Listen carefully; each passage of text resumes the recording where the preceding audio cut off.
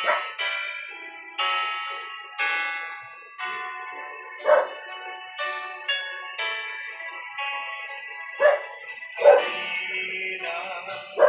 Espiritu Santo,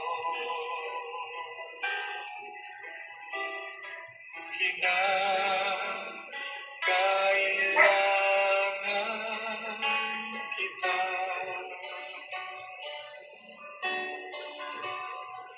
Sigla at lakas ng dahilan, pag-asa ka namin lahat.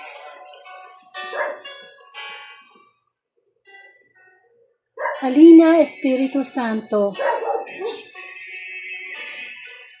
manahan ka sa aming puso sa mga oras na ito. Purihin ka mga Diyos na makapangyarihan sa lahat.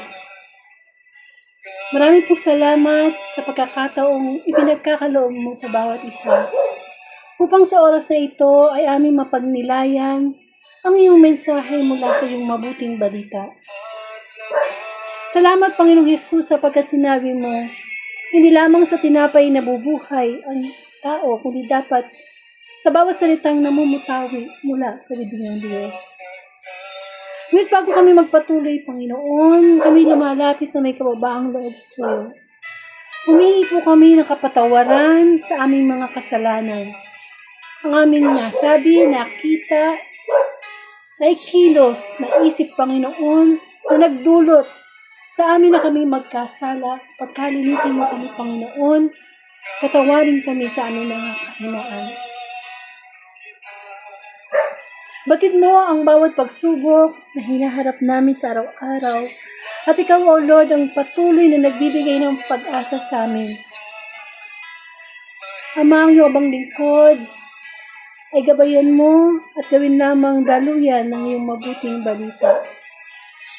Instrumento, Panginoon, na naman ang iyong mensahe ay maunawaan namin, Panginoon. Patuloy kang kumilos sa mga darating pang minuto. Ikaw ang mabigyan ng parangal, papuri sa Facebook Live na ito. Bigyan po natin ng parangal ang mabuting balita. Haleluya, haleluya, haleluya. Purihin ka mang Diyos na makapangyarihan sa lahat. Haleluya, haleluya, haleluya.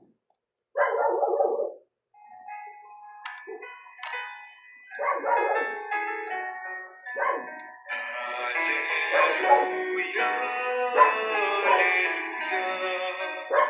Hikain mo, oo, nakikinig ako sa iyong mga salita. Hallelujah, hallelujah, hallelujah.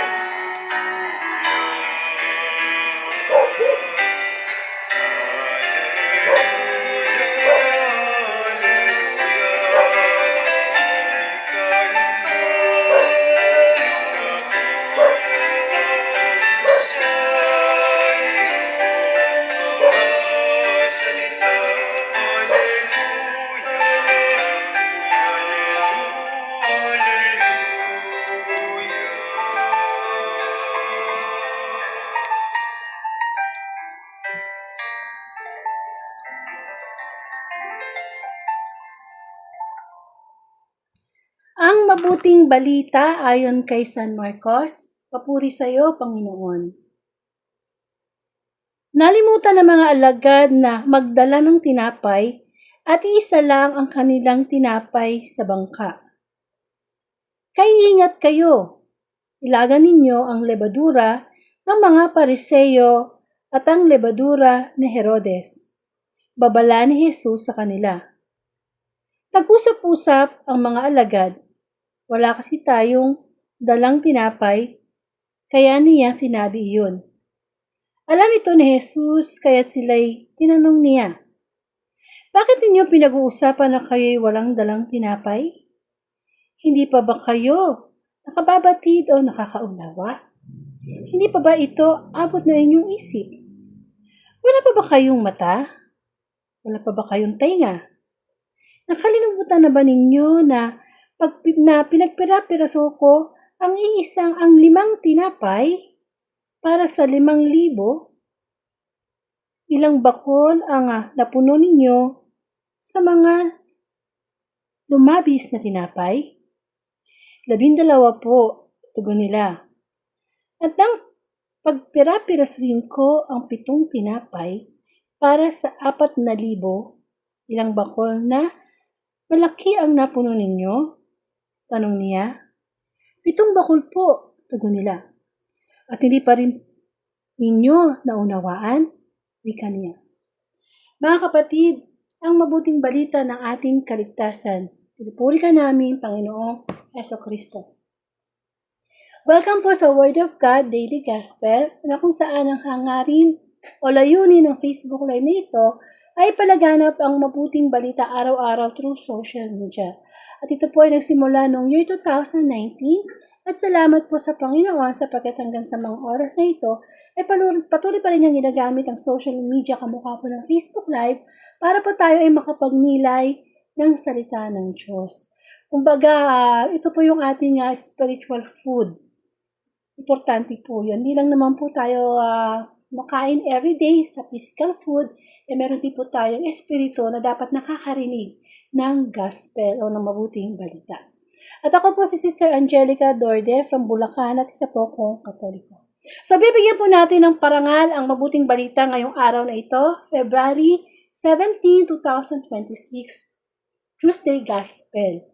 Amen. So, naniniwala po tayo na kapag merong dalawa o higit pang nakakasama sa ngalan ng Panginoon kahit online, ay naroon po ang presensya ng Diyos. So, nandito po ang presensya ng Diyos, tayo pong lahat ay makasalanan, ang nagsasalita makasalanan, ang nakikinig makasalanan, pero ang Diyos ay naghain ng banal na salita upang pagsaluhan po natin.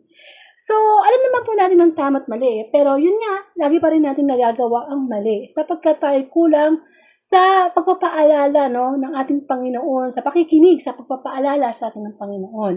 Hindi naman pala nagkukulang ang Panginoon kasi as Catholic, everyday, usually 6 o'clock in the morning, ay laging merong daily gospel. Bukod pa dun sa talagang Sunday gospel. Pero huwag po tayo makontento na every Sunday lang po tayo nakakaparinig sapagkat tayo naman po ay everyday nagkakasala. At yun din po, inutos din po sa Joshua chapter 8 na, chapter 1 verse 8 na pagnilay-nilayan, pagbulay-bulayan ang salita ng Diyos araw at gabi. So kung hindi po tayo nakakapagbasa ng Bible everyday, pwede naman po tayo makinig ng everyday gospel sa YouTube, sa TikTok, sa Facebook. May mga pare, preacher, mga tao na naghahayag ng mabuting balita everyday. Kamukha din po dito sa Word of God na everyday po tayo sa tulong ng Diyos, tayo po ay nakapagninilay, no? So, ang senaryo po ng mabuting balita ay pagbasa po mula kay San Marcos, chapter 8, verses 14 to 21. At ito po tungkol sa lebadura ng mga Pariseo at ni Herodes. So, ito po yung senaryo na kung saan kasama po ng Panginoong Jesus ang kanyang mga alagad at bigla na lang pong sinabi ng isa sa mga alagad na nakalimutan nating magdala ng tinapay kasi naiwan nila yung tinapay na isang tinapay nila doon sa kanilang bangka. So, alam naman po natin na ang Panginoong Jesus at ang kanyang mga alagad ay kung saan-saan pumupunta. At syempre, may mga time na kailangan nilang kumain. Syempre, nagugutom din po sila. Kaya lang, yun nga, habang sinasabi nito sa Panginoon, ay sinagot sila ng Panginoon. Binigyan sila ng babala. Sabi, mag-ingat kayo. Maraming tinanong ang Panginoong Jesus sa mabuting balita sa araw na ito. Una, tinanong niya,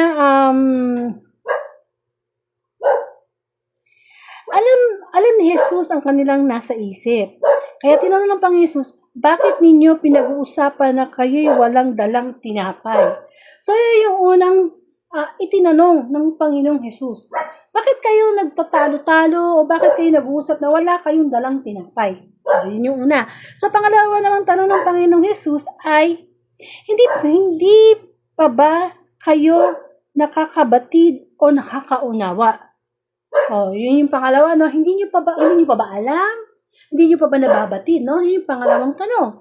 Pangatlong tanong is, hindi pa ba abot ng inyong isip? No? Kung isipin natin, bakit nagtatanong ang Panginoong Jesus sa mga ganito katanong? Tinapay lang naman ang issue dito. Pang-apat na tanong ni Jesus sa kanyang mga alagad, wala pa ba kayong tainga? Wala pa ba kayong mata? Sunod, nakalimutan ba ninyo ng pagpira-pirasahin ko ang 5 tinapay para sa 5,000? Para sa 4,000? At may mga natira pa.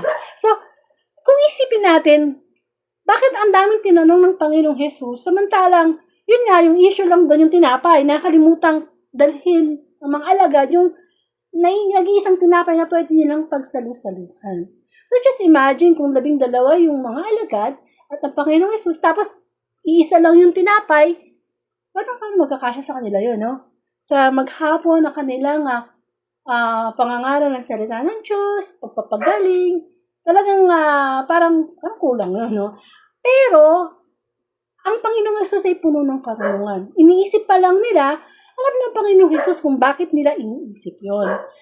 So, parang pinapakita dito sa mabuting balita na itong mga alagad na ito, alagad na ito ni Kristo. Ano ibig sabihin no? Malapit na kay Kristo, tinuturuan na ni Kristo kung ano yung kanyang ginagawa, tinuturuan na niyang mangaral ng salita, magpagaling ng mga may sakit. Sabi nga ng Panginoong Jesus, kayo aking mga ginawang alagad para mamalakaya ng mga tao. So, ang pangyayaring ito ay masasabi natin na close na sila ni Kristo. Nandun na sila, kumbaga balapit na sila. Hindi sila yung mga tao na wala sa Panginoon, hindi naglilingkod sa Panginoon. Sila yung mga tao na very close na. Kung sa panahon natin ngayon, parang sila yung mga naglilingkod sa simbahan. Mga pare, madre, lay minister, lector commentator, o kung ano man yung paglilingkod na ginagawa nating simbahan, sa simbahan o sa Diyos. Ibig sabihin, nandun yung closeness, nandun yung paglilingkod, no? Hindi naman kasi lahat ng tao dito sa mundo merong desire na maglingkod sa Panginoon. So, bakit sa ganung sitwasyon, may mga itinanong pa ang Panginoong Jesus? Kamukha nung unang tinanong niya, sabi niya ganun, so, pinoproblema niyo yung tinapay na naiwan sa bangka. Kaya ang unang tinanong ng Panginoong Jesus ay ito. So, pag nilaya natin yung unang tanong niya, no? Alam ito ni Jesus, kaya sila'y nagtanong-tanong. Nagtanong siya, no? Bakit ninyo pinag-uusapan na kayo'y walang dalang tinapay? So, tinanong niya ng Panginoong Jesus, no? Kumbaga isipin mo, simpleng tanong lang naman yun Bakit nyo nakalimutan yung pagkain? Ba't nyo dinala? Alam nyo namang, di ba? Hindi pa naman usong ngayon noon ang sasakyan. Talagang minamano-mano nila ang paglalakad para sa gawain o sa mission nila ng pagpapalaganap ng mabuting balita. So, yun ang tanong ng Panginoon, bakit nyo pinag-uusapan na kayo walang dalang tinapay? Alam naman natin that Jesus is the bread of life. Jesus ang tinapay ng buhay. Actually, yung tanong ng Panginoong Jesus, hindi naman literal yun Hindi siya literal. Actually, merong spiritual na meaning yun. Amen. Yung tinutukoy ng Panginoong Jesus sa tinapay yun, hindi na yung basta yung physical na tinapay, nakakainin nila.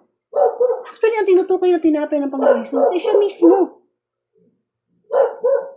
Diba? Sabi nga ng Panginoong Jesus, nung tinukso siya ng diablo sa ilang for 40 days and 40 nights, hindi lang sa tinapay nabubuhay ang tao, kundi sa bawat salitang namumutawi mula sa bibig ng Diyos. So, kung ikumpara natin yung unang question ni Kristo sa kanyang mga alagad, parang tayo din yun tayong mga tao. Yung tinapay natin, ano ba yung tinapay ng buhay natin? Yung mga material na bagay, yung mga bagay na sinasabi natin nakakapagpabusog sa ating pisikal na katawan, hindi lang yung pagkain, minsan yan yung mga kapangyarihan, yan yung mga kayamanan sa mundo. Ano yung bread natin sa tinapay? Anong bread natin sa buhay natin? Na sa kakatutok natin sa bread na yon, sa material na bagay na yon, na masyado tayo nabibisi sa bagay na yon, nakakalimutan natin yung totoong tinapay, the bread of life, which is Jesus. Kaya sabi ng Panginoong Jesus, ano ba kayo? Isang tinapay lang naiiwan nyo sa bangka? Natataranta na kayo? Samantalang, anong sabi ng Panginoong Jesus? Hindi nyo ba naaalala? Noong panahon na ang dami-daming tao, naghimala ako sa 5,000, 4,000 ng mga tao na kakapiranggot na tinapay, isda, pinarami niya. Hindi ba? Nakita niya, lupaypay, gutom yung mga taong nakikinig sa kanya. At anong ginawa niya? Anong sabi niya sa kanya mga alagad? Ano bang meron dyan? Hindi ba may nagbigay ng tinapay? Ilang piraso lang yun? 5? 7? Tapos isda?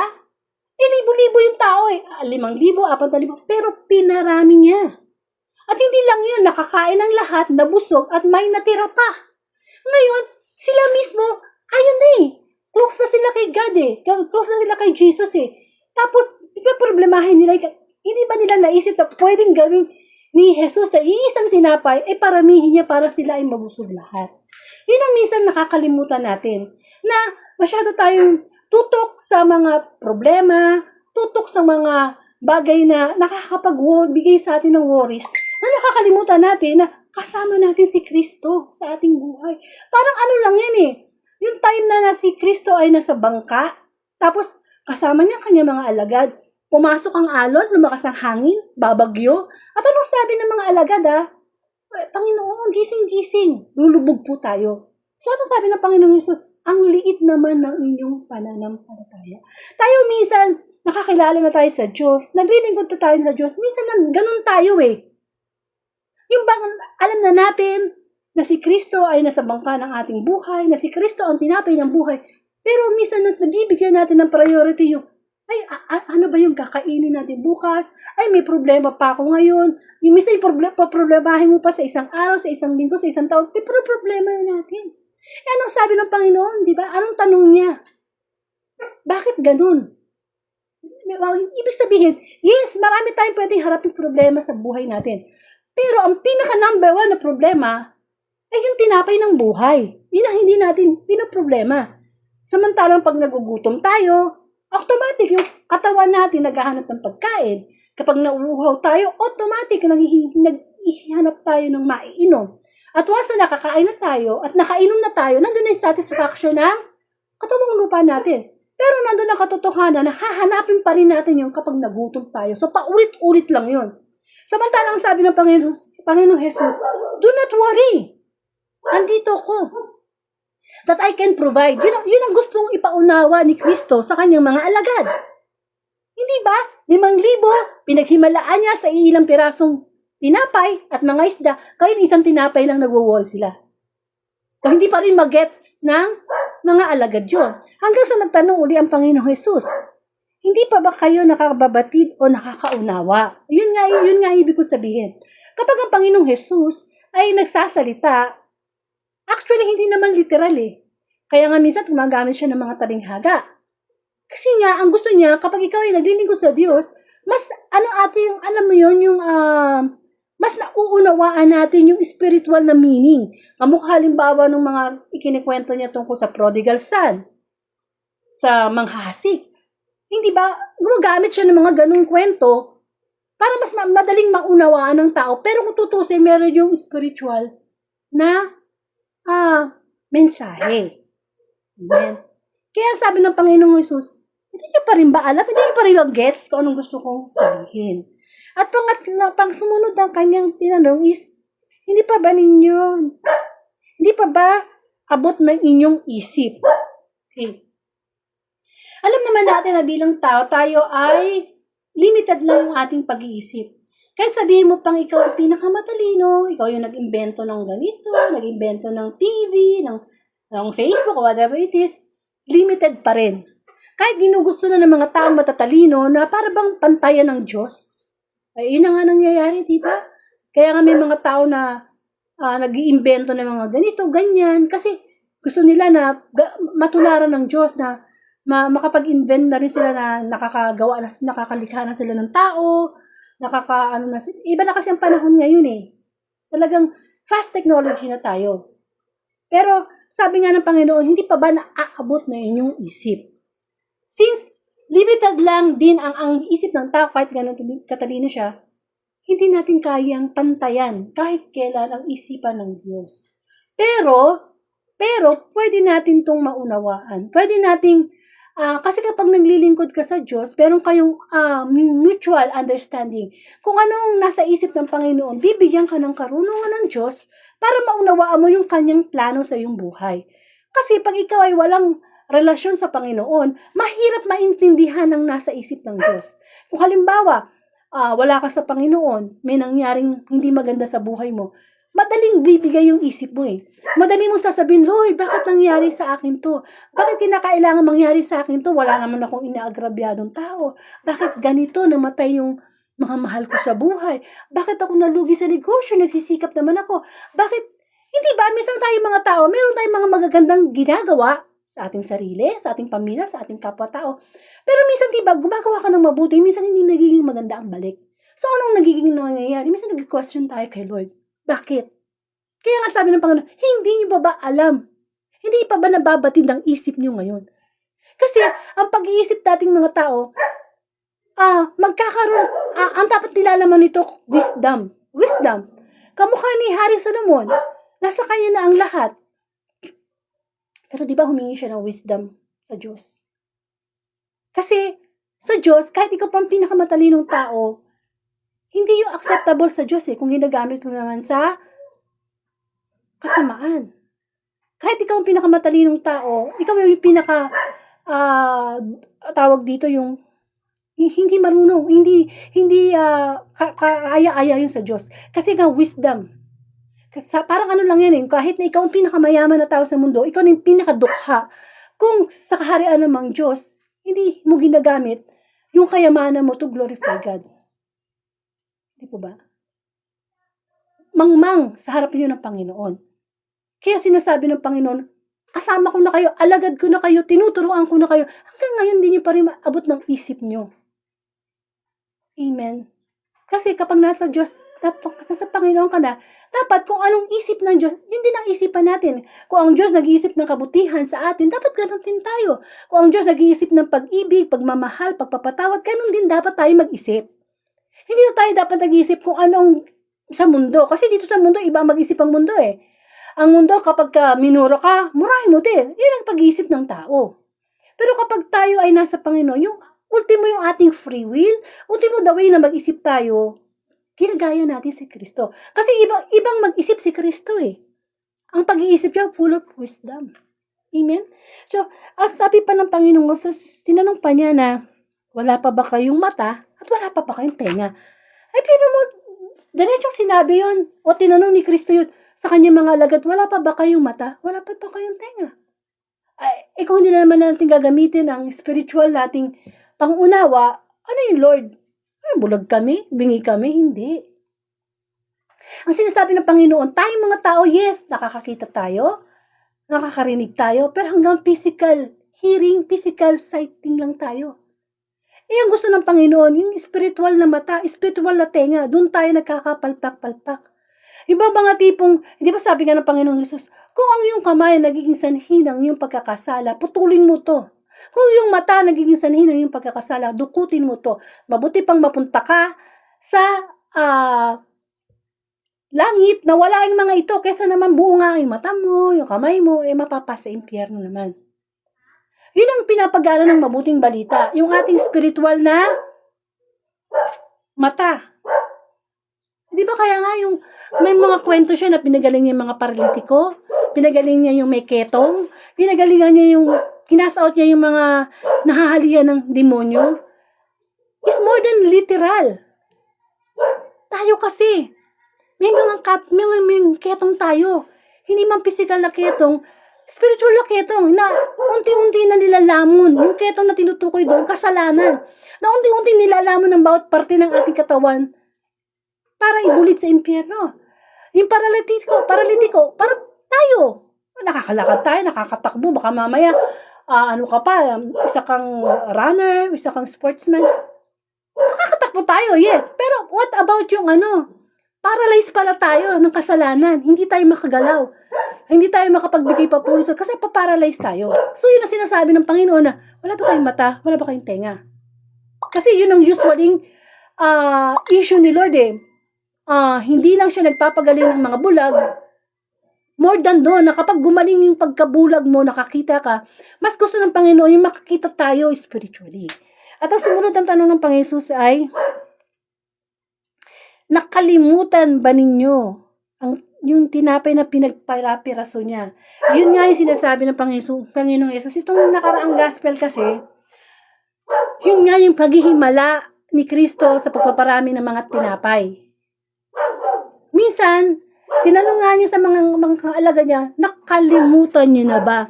Parang tayo mga tao, makakalimutin tayo. Minsan, nagkaroon tayo ng mga time na nasa pagsubok tayo, hirap na hirap tayo sa buhay, humingi tayo ng dasal, ng awa sa Diyos na makaligtas tayo sa problema na yon. Kapag nakaraos naman tayo sa problema nun, at maganda na naman ang buhay natin, nakakalimutan na natin yung pinagdaanan natin noon.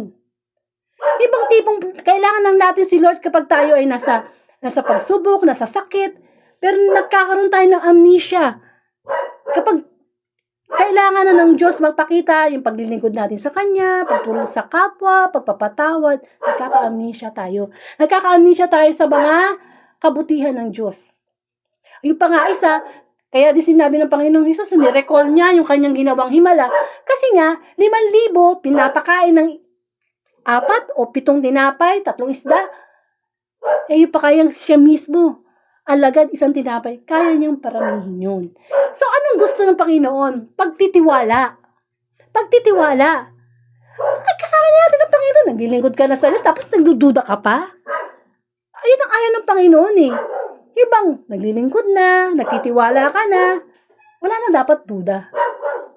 Sabi niya, we cannot be a servant of God kung hindi natin i-carry ang sarili nating cross, kung hindi natin kakalimutan ang ating sarili. Kasi total surrender yan eh. Amen. Now, about lebadura. Yung lebadura, o sa English ay yeast, yun yung nilalagay pampaalsa sa tinapay. Like pandesal. Yung pandesal, nilalagay niya ng yeast para umalsa. Okay? Kasi masarap naman talagang kainin ng tinapay kapag ka maalsa, di ba? Parang ang boring naman kainin kung hindi mo lalagyan ng yeast. So, kung makikita niyo sa screen yung salitang impluensya. Impluensya. Alam natin ang mga Pariseo, mga Saduceo, sila yung mga dalubhasa sa kautusan. Kumbaga sa panahon natin ngayon mga pare, alam nila, pinag-aralan nilang mabuti ang salita ng Diyos. Kaso, anong tawag sa kanila ni Kristo? Mga impokrito. Kumbaga sa panahon natin, mga orokan, mga plastic. Bakit? Sapagkat sila, masyado silang more of outside. Alam mo yung outside? Yung bang sumusunod sila sa kautusan ni Moises na kailangan bago kumain, maghugas ng kamay. Pagpapasok ka sa isang bahay, kailangan tanggalin mo yung pangyapak mo, maghugas ka ng paa. Kailangan pagka araw ng pamamahinga, walang magtatrabaho. Kasi sa panahon ni Kristo, ang tao masyadong aware eh. Sa buong maghapon, masyado silang aware ang lahat ng kinikilos nila ayon sa kautusan.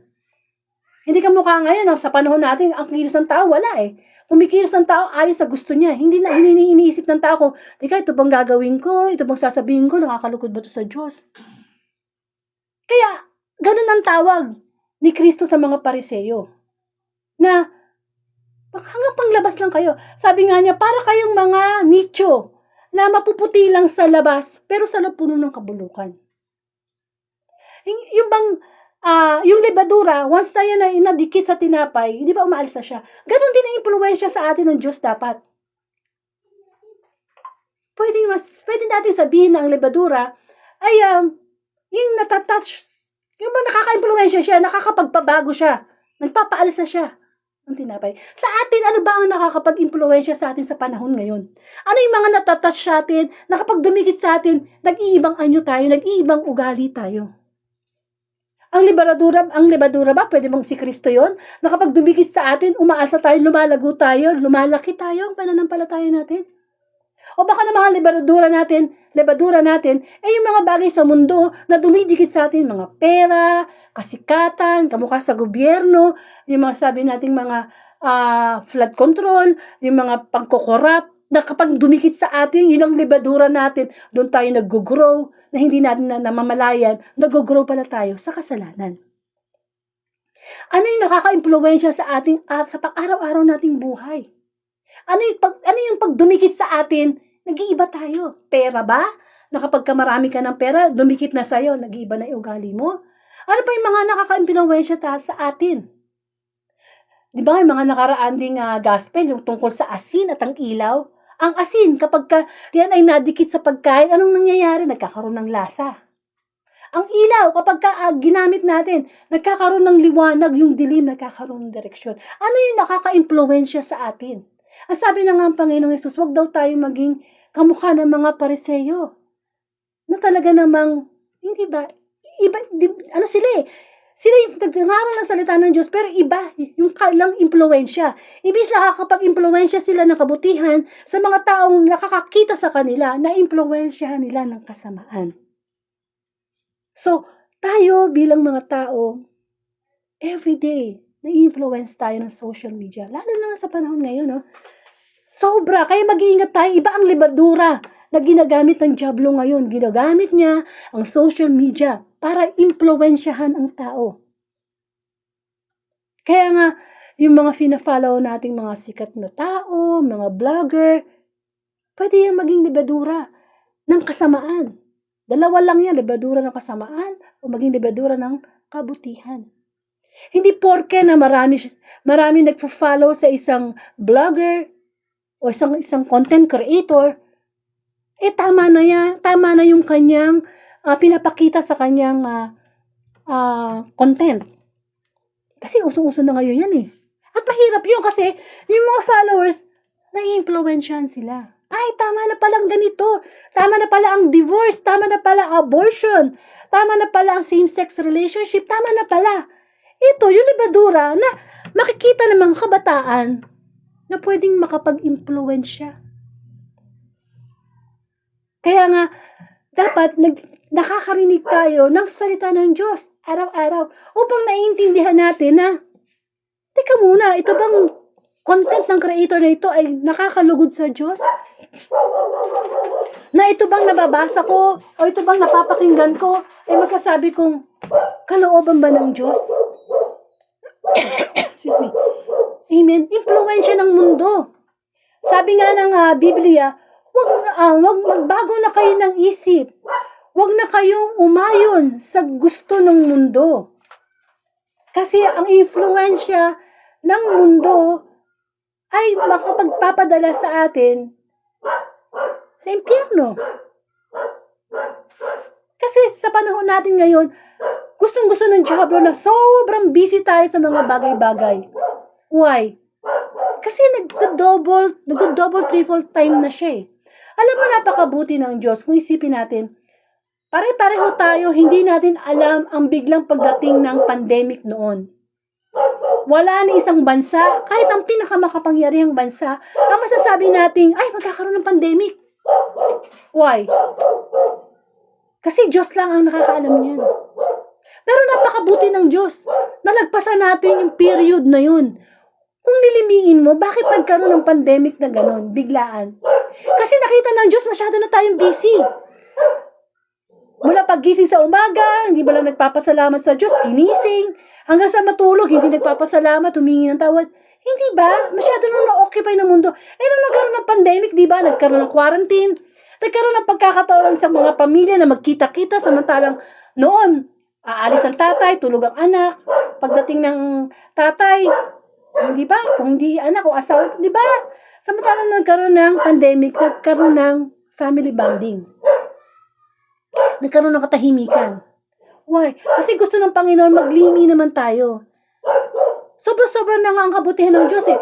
Kasi, doon sa unang paggunaw sa mundo ni Noah, sa panahon ni Noah, ganito rin ang nangyayari. Busy din ang tao kung ano-ano mga ginagawa. Pero di ba? Ang sabi ni Noah, babaha, sumakay kayo dito sa arko.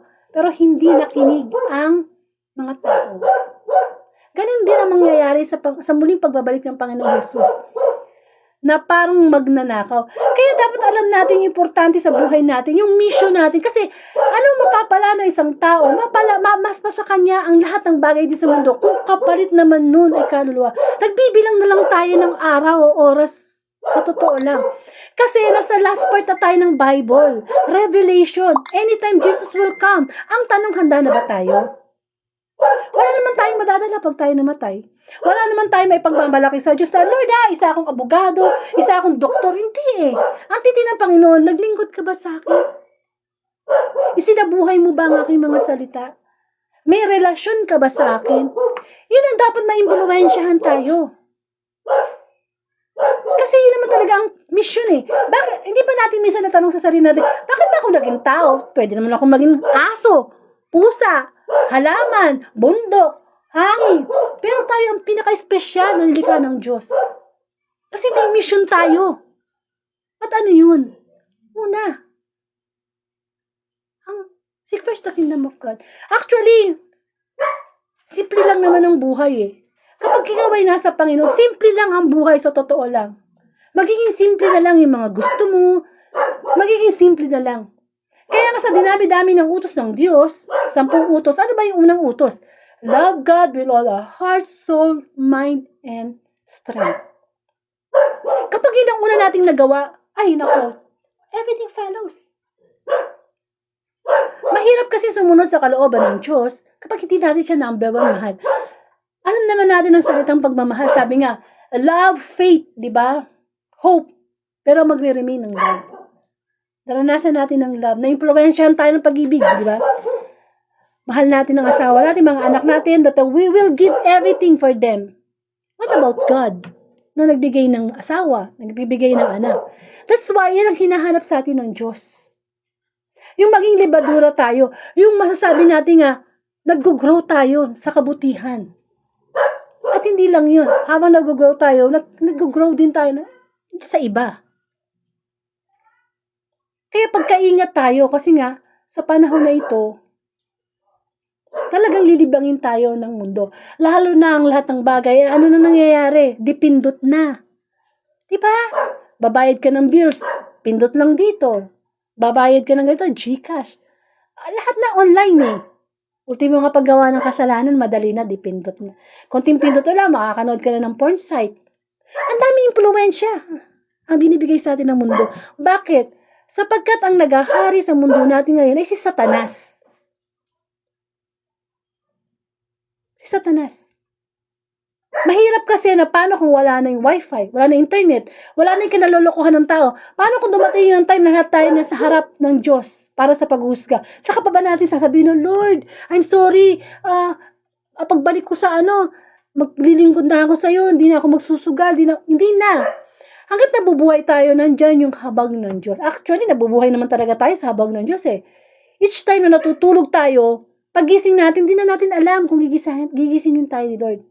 Ang free will natin, nagagamit natin pagising na tayo. Pero pag tulog na tayo, ang Diyos na ang nagde-decide. Gigisingin ko pa ba ito bukas? Kaya pag nagigising tayo sa panibagong umaga, una natin sasabihin, thank you Lord. Bago tayo matulog, mingi tayo ng kapatawaran. Kasi, ang bawat umaga ay biyaya. Sabi nga every day, every morning, nagre-recreate si God. Ano yung sabihin ng nagre-recreate? Paano ba nilikha ng Diyos ang mundo? Let there be light. Magkaroon ng liwanag, ng gabi, ng hayop. Di ba? Kaya pag nagigising tayo sa panibagong umaga, nagkikreate na naman si Lord. Magkaroon ng bagong liwanag, magkaroon ng bagong ganito. Tayo, higit sa lahat, inaasahan ni Lord sa bawat pagising natin, nagkakaroon tayo ng pagbabago, recreation. Maging bagong nilalang. Kaya, sa mundong na ito, na marami talaga nakapag-influence sa faith natin, nakapag-influence sa the way na tayo mag-isip, itong mga naging question ni Kristo sa kanyang mga alagad, na alagad na niya ha, sana naisip din natin yun.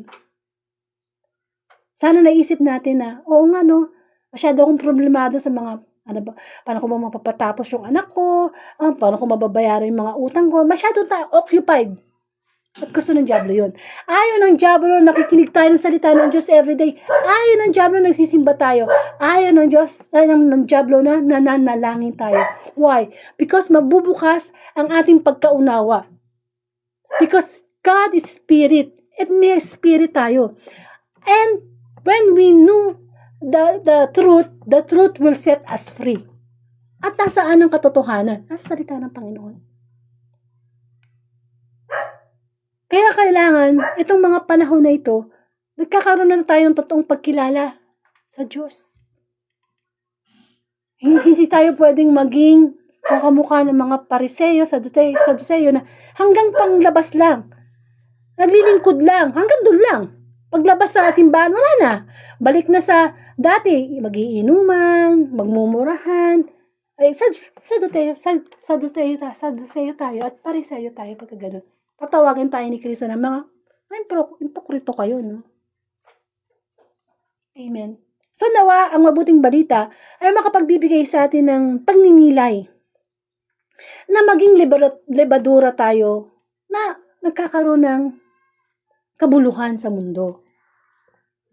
Na maimpluwensyahan tayo na kung ano man yung dumidikit sa atin, sabihin na natin katanyagan yan, pera yan, pero ginagamit natin to glorify God. Para nang sa gano'n naman, hindi tayo matanong ni Kristo na, may mata ka ba? May tenga ka ba? Naglilingkod ka na sa akin. Hindi mo ba naalala yung mga himalang ginawa ko? Kasama mo na ako. Diba? Kasi, lagi natin tatandaan, kapag tayo naglilingkod sa Diyos, mas lalapitan tayo ng demonyo. Yan yung katotohanan. The more na nagsisikap tayo sa tulong ng Diyos, na maglingkod sa Diyos, mas marami yung pagsubok, mas marami yung mga masasabi nating mga bagay na akala natin bed of roses. Hindi. Mas babalik-balikan ka ng Diablo para alisin ka sa paniniwala mo sa Kanya. Pero salamat sa Panginoon kasi Jesus is a victorious God. Napagtagumpayan na niya lahat. Kaya nga siya nagkatawang tao para maunawaan yung ating mga damdamin kung paano malungkot, masaya, umiyak. Lahat yan naramdaman ni Kristo. At napagtagumpayan niya. Kaya tayo, we have the power. We have the power to overcome those temptations. Lalo na ngayon, bukas, Ash Wednesday. So magsimba po tayo. Why? Because simula na yung 40 days ng pag-aalala sa, hindi ba, fasting and abstinence. Amen. Na magkaroon na naman tayo ng pagnilay na i-give up natin. Yung mga lust, yung mga sabi nga, meron, di ba, nabanggit na 7 capital sins, yung mga pride. Naku, number 1 yan, yung pride. Si Kristo, napaka-humble. Yung pride, sino ba hari ng pride? Diablo, di ba? Kaya nga siya, nag-alsa sa Diyos kasi may pride siya. Yung envy, yung greed. Ako, sa gobyerno, daming greed, no? May pera na, gusto ko payaman. Yung envy, inggit, iwasan natin yan. Ibig na mainggit, magpasalamat sa Diyos. Amen. Anger, galit. Kung ano may mga galit natin sa puso natin, patawarin na natin. Kasi walang makakapasok sa langit ang may galit sa puso. Tsaka ito pa huwag tayong pa-influensya sa social media. At the same time, lagi nating iisipin na sa puso natin, hindi tayo makakapagbalik loob sa Diyos kapag hindi tayo sumuko. Ang hirap magbago ng tayo lang Tayo nakakapagbago lang dahil sa kapangyarihan na binibigay ng Diyos. Meron tayong kapangyarihan. Actually, ang Diablo, talo na yan Talo na yan. Kaya lang, syempre, trying hard. Kaya tayo nang may fault nun. Kasi yung free will natin, binibigay natin sa Kanya. Amen. Pero sabi nga, salamat sa Panginoon. Kasi sa bawat araw na dapat, kung ano lang yung araw na yun lang yung problemahin natin, Huwag na natin muna problemahin mga susunod na araw. Sapat, sabi nga ng Panginoon, sapat na ang bawat araw sa bawat alalahanin. Amen? Kasi yung worries, gustong-gusto yan ng Diablo. Yung isip tayo ng isip hanggang sa mawala na ang Diyos sa isip natin. Amen. So, magkaroon po tayo ng closing prayer. Sa ngalan ng Ama at ng Anak at ng Espiritu Santo. Amen. Marami pong salamat, Panginoon, muli sa pagpapaalala mo sa amin na kami po patuloy na magtiwala sa iyo. Patuloy namin makita na si Jesus ang tinapay ng buhay. Na mabuksan ang aming spiritual na mata, spiritual na tenga, makita namin na ano man ang mga nagiging impluwensyang masama sa aming buhay ay iwasan namin. Pagkus makita namin ang impluwensya ng iyong mabuting balita sa aming buhay. Maraming salamat, Panginoon. Dinadalangin ko ang mga tao kami, no, na patuloy na nagpapa-impluwensya sa masama. Nagpa-impluwensya kami sa kabutihan, Panginoon, na kung saan ikaw ang mangunguna sa amin. Ang iyong banal na espiritu ay manahan sa amin, Panginoon, upang sa ganon, lumago kami sa pagmamahal, pananampalataya, at paglilingkod sa iyo, O Lord. Maraming pong salamat at patuloy kang magbigay sa amin ng inspirasyon sa iyong mga salita, ng pag-asa, ng kagalingan mula sa iyong mga salita, O Panginoon. Gayon din, Lord, dinadalangin ko ang bansang Pilipinas na naimpluwensyahan na ng mga kasamaan sa gobyerno, Lord. Touch them, O Lord. Lagay mo sa kanilang isipan ng kayamanan na ang pera, ang pagmamahal sa pera ay di nakakatulong upang mapalapit sa iyo. Lord, I pray sa lahat ng family, sa mga head of the family, Lord. Give them the wisdom na makapag-influence ng kabutihan sa kanilang pamilya. Ang mga nanay, tatay. Lord, dinadalangin ko din ang mga nasa banig ng karamdaman.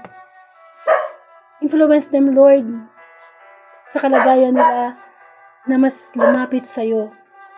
Impluwensyahan mo kami, Panginoon, na makita ang kabutihan sa iyong presensya. Ama namin, sumasalangit ka, sambahin ang ngalan mo, pasamin ang kaharian mo. Sundin ang loob mo dito sa lupa para nasa langit. Bigyan mo kami ng aming kakanin sa araw-araw at patawarin mo kami sa aming mga sala para ng pagpapatawad namin sa nagkakasala sa amin. Kami po kami painturo sa tukso, diyan mo kami sa lahat ng masama. Sa ngalan ng Ama at ng Anak at ng Espiritu Santo. Amen. Excuse me. So maraming pong salamat. Ang ating pinakinggan ay mensahe mula sa Diyos. Pakishare na lang po itong Tuesday Gospel sa inyong timeline bilang pagsunod sa mission natin to spread the Word of God. At kung ipagkakaloob ni Lord ng February 18, 2026, Wednesday Gospel, muli sama-sama tayong magnilay ng mabuting balita. To God be the glory.